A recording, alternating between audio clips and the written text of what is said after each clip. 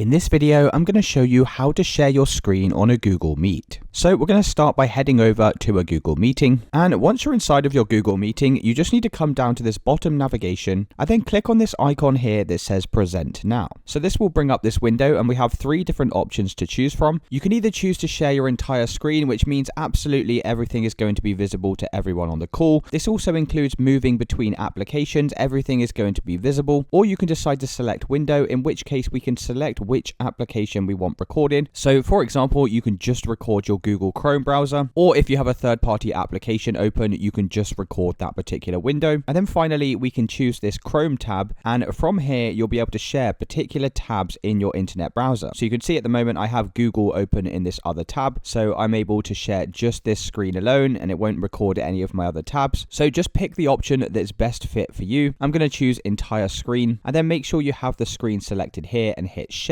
And once you've finished sharing your screen, you can click on the stop presenting button in the top right hand side. And it's as simple as that, guys. If you did find this video helpful, then let me know in the comments and I'll see you in the next one.